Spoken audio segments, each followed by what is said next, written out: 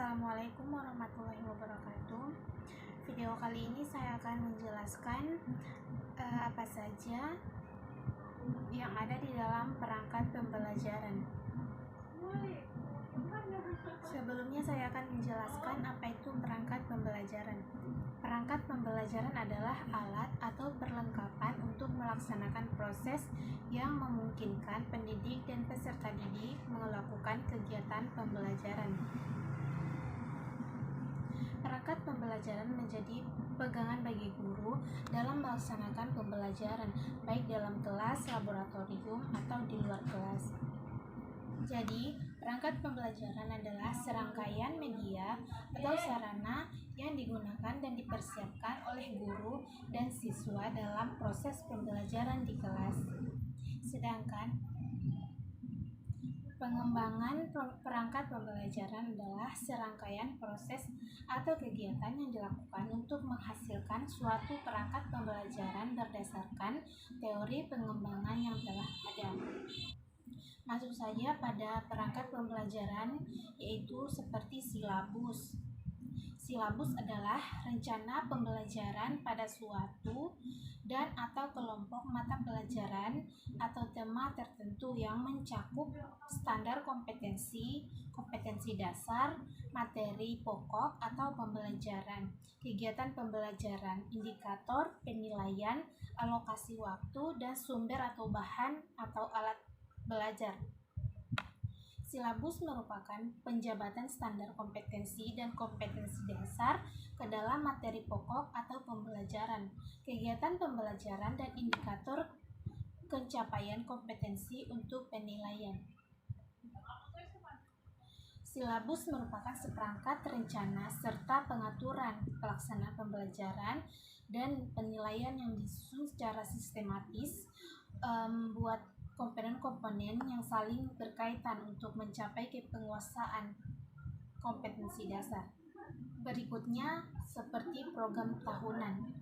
Program tahunan adalah rencana penetapan alokasi waktu 1 tahun ajaran untuk mencapai tujuan atau standar kompetensi dan kompetensi dasar yang telah ditetapkan.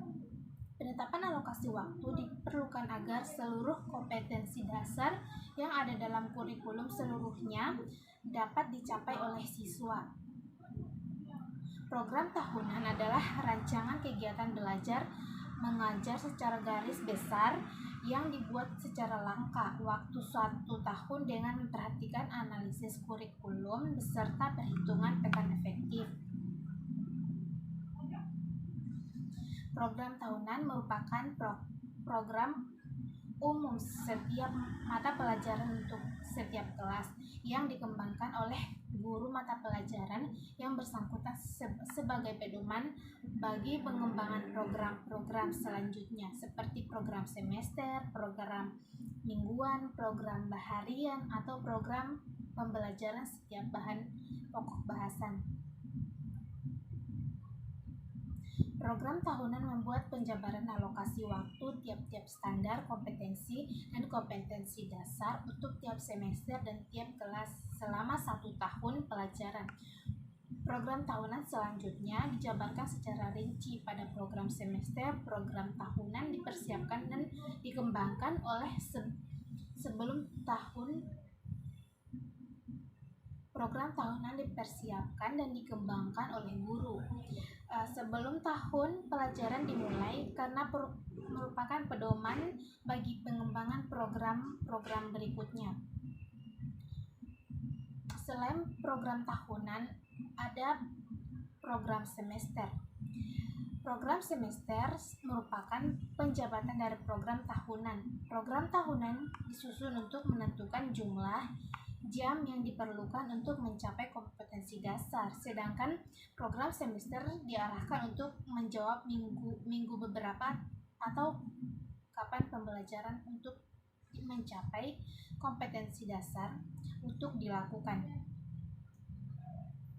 Program semester adalah rancangan kegiatan belajar mengajar secara garis besar yang dibuat dalam jangka waktu Program semester adalah rancangan kegiatan belajar mengajar secara garis besar yang dibuat dalam jangka waktu satu semester dengan memperhatikan program tahunan dan alokasi waktu setiap minggu. Program semester merupakan penjabaran dari program tahunan. Isi dari program semester adalah tentang bulan, pokok bahasan yang hendak disampaikan, waktu yang direncanakan, dan keterangan-keterangan.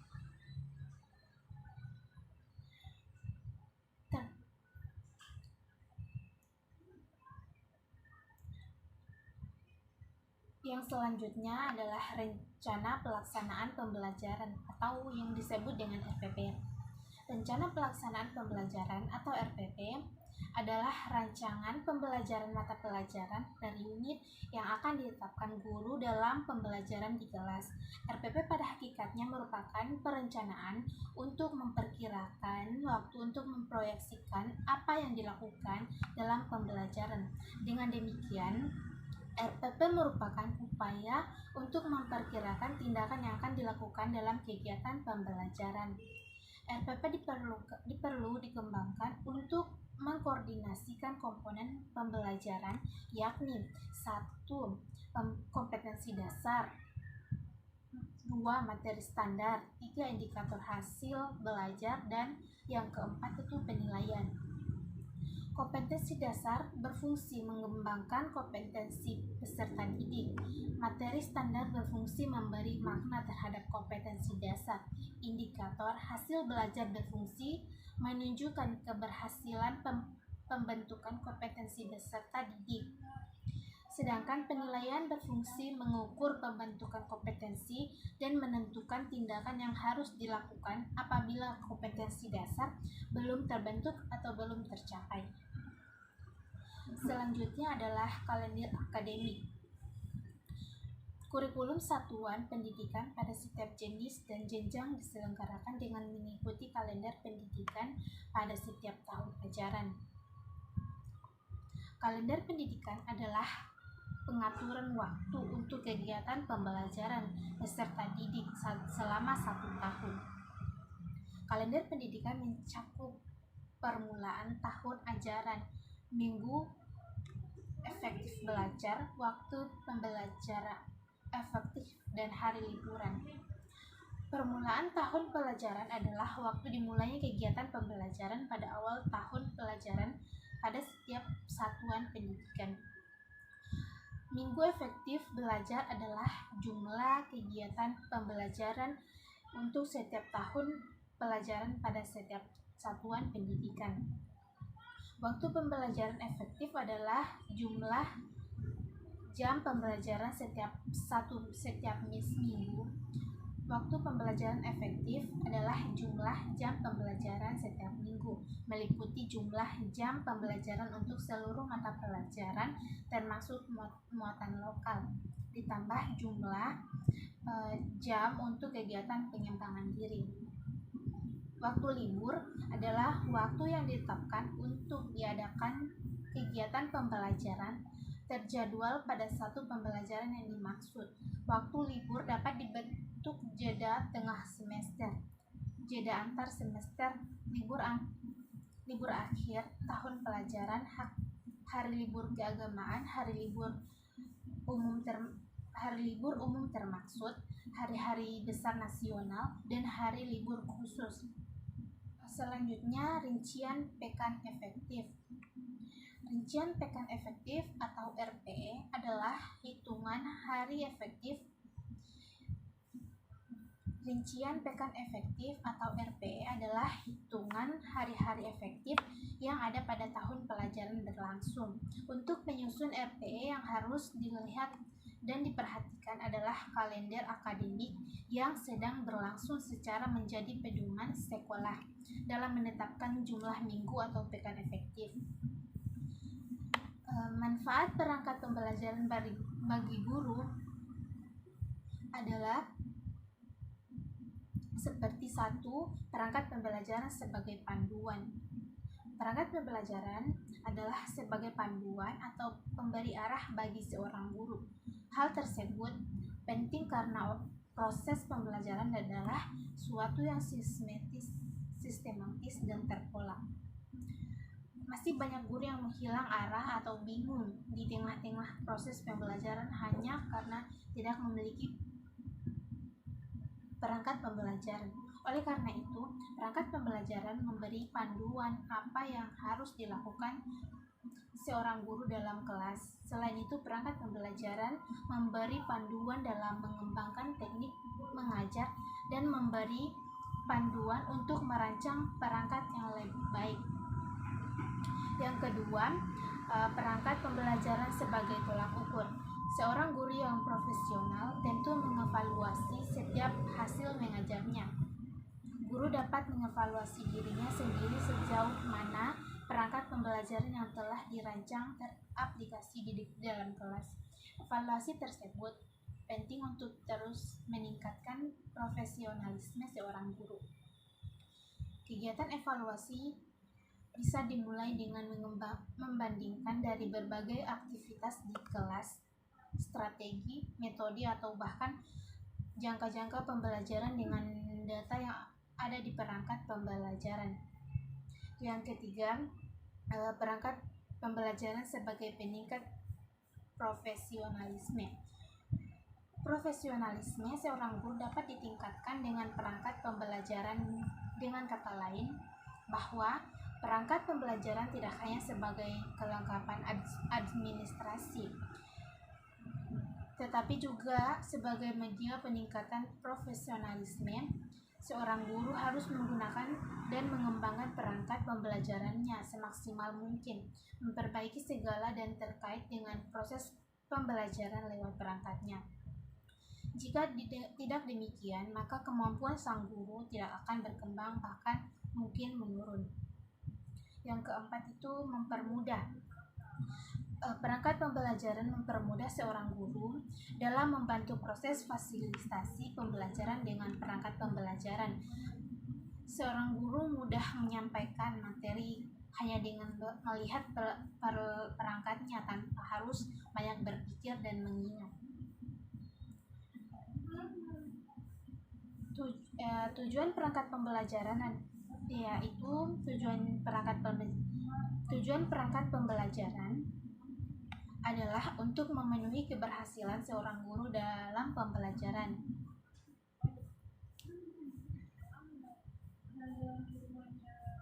Kemudian bagaimana urutan penyusunan perangkat pembelajaran yang baik dan benar?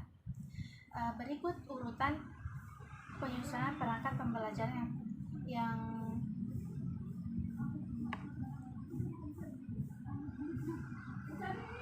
Kemudian bagaimana urutan penyusunan perangkat pembelajaran yang baik dan benar?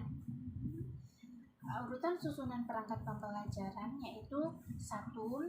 Halaman depan, 2. Lembar pengesahan, 3. Visi dan misi sekolah, 4. Kalender pendidikan, 6. Silabus, 5 silabus, 6 KKM, 7 analisis minggu efektif, 8 program tahunan, 9 program semester, dan yang ke-10 rencana pelaksanaan pembelajaran. Komponen-komponen penting RPP menurut kurikulum 2013, RPP dikembangkan menurut kompetensi dasar atau KD atau subtema yang dilaksanakan dalam 1 kali pertemuan atau lebih. Semua RPP harus membuat komponen-komponen yang di dalamnya ada. Adapun komponen-komponen RPP yang dimaksud di atas adalah seperti 1. Identitas sekolah, yaitu nama satuan pendidikan. 2. Identitas mata pelajaran atau tema atau subtema. 3. Kelas atau semester. 4. Materi pokok. Yang kelima, alokasi waktu yang ditentukan sesuai dengan keperluan untuk pencapaian KD dan beban belajar dengan mempertimbangkan jumlah jam pelajaran yang tersedia dalam silabus dan KD yang harus dicapai. Yang keenam, Tujuan pembelajaran yang dirumuskan berdasarkan KD dengan menggunakan kata kerja operasional yang dapat diamati dan diukur, yang mencakup sikap, pengetahuan, dan keterampilan. Yang ketujuh, kompetensi dasar dan indikator pencapaian kompetensi. Dan yang kedelapan, materi pembelajaran memuat fakta, konsep, prinsip, dan prosedur yang relevan dan ditulis dalam bentuk butir-butir sesuai dengan rumusan indikator ketercapaian kompetensi. Yang kesembilan, metode pembelajaran digunakan oleh pendidik untuk mewujudkan suasana belajar dalam proses pembelajaran agar peserta didik mencapai KD yang disesuaikan dengan karakteristik peserta didik dan KD yang akan dicapai. Yang ke-10, media pembelajaran berupa alat bantu proses pembelajaran untuk menyampaikan materi pembelajaran. Yang ke-11, sumber belajar dalam berupa buku, media cetak dan elektronik, alam sekitar, atau sumber belajar yang relevan. Yang ke-12, langkah-langkah pembelajaran dilakukan melalui tahap pendahuluan, inti, dan penutup. Dan yang ke-13, penilaian hasil pembelajaran. Selanjutnya, buku absen. Buku absen merupakan buku yang memuat nama lengkap siswa pada suatu kelas. Kegunaan dari buku absen adalah untuk memantau kedatangan siswa di kelas. Selanjutnya, buku jurnal. Buku jurnal merupakan buku yang memuat tentang catatan sikap siswa pada saat aktivitas pembelajaran dilakukan. Catatan tersebut mulai dari sikap, tanggung jawab, kerja kelompok, aturan, dan lain-lain. Selanjutnya, buku penilaian. Buku penilaian ini berfungsi untuk mencatat segala informasi dari hasil evaluasi belajar siswa. Yang selanjutnya, bandel portofolio. Kita sering menyebutnya clipping, yang merupakan kumpulan tugas yang dikerjakan peserta didik. Bandel portofolio berguna untuk mengawasi setiap peningkatan yang dilakukan siswa dalam aktivitas pembelajaran. Ini berguna agar siswa bisa mencapai kompetensi dasar yang telah ditetapkan. Dengan bandel ini, guru bisa mengetahui cara baik untuk mengembangkan kemampuan siswa dan bisa memutuskan metode atau model apa yang harus dilakukan. Selanjutnya, media. Ketika pelaksanaan dan prestasi pembelajaran dimulai, media adalah salah satu elemen yang penting dalam kesuksesan pembelajaran karena media pembelajaran berguna untuk menunjang materi atau konten pembelajaran. Keputusan dalam memilih media mana yang cocok untuk siswa adalah sebuah tantangan bagi guru dalam mengasah daya analisa dan kreativitasnya. Itulah beberapa perangkat pembelajaran dari saya. Apabila ada kesalahan dan kekurangan, mohon dimaafkan. Saya akhiri dengan ucapan billahi taufik wal hidayah. Wassalamualaikum warahmatullahi wabarakatuh.